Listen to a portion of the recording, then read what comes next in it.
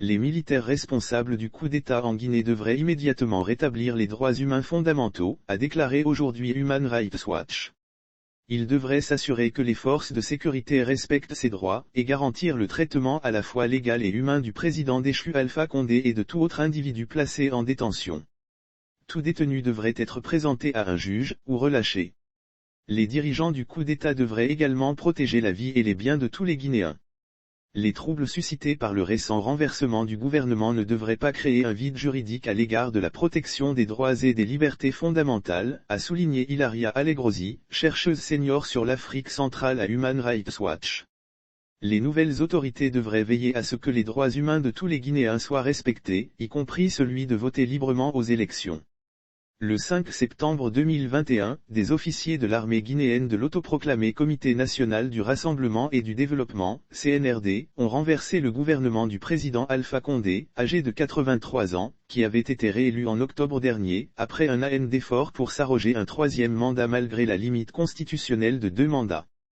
Après avoir repris le contrôle de la télévision d'État avec d'autres militaires, le colonel Mamadi Doumbouya, le chef des forces spéciales guinéennes, a proclamé la dissolution du gouvernement, des institutions et de la Constitution, et imposé un couvre-feu national. Il a déclaré que, la politisation de l'administration publique, la pauvreté et la corruption endémique, avaient conduit ces forces à renverser Condé. Aux premières heures du 5 septembre, des habitants de Conakry, la capitale guinéenne, ont signalé à Human Rights Watch des tirs nourris près du palais présidentiel, et les médias ont déclaré que des officiers militaires avaient arrêté Condé. Le ministère guinéen de la Défense a annoncé le même jour avoir repoussé une attaque des forces spéciales contre la présidence.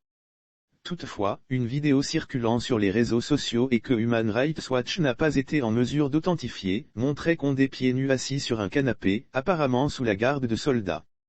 Plus tard le 5 septembre, Doumbouya a ordonné au cabinet ministériel d'assister à une réunion obligatoire le 6 septembre, ajoutant que tout refus serait considéré comme un acte de rébellion. Lors de cette rencontre, Doumbouya s'est engagé à former un gouvernement d'union nationale et annoncer une transition sans toutefois en préciser la durée. Il a également déclaré qu'il était interdit aux responsables gouvernementaux de voyager jusqu'à nouvel ordre et qu'ils devaient remettre leurs véhicules officiels à l'armée.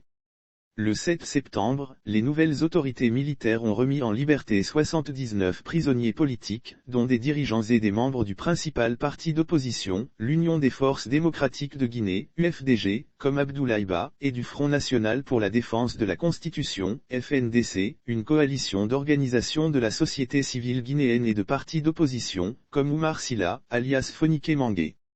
Dans les jours ayant suivi l'élection présidentielle d'octobre 2020, les forces de sécurité avaient arrêté plus de 300 dirigeants de l'opposition, partisans et autres personnes perçues comme proches de l'opposition.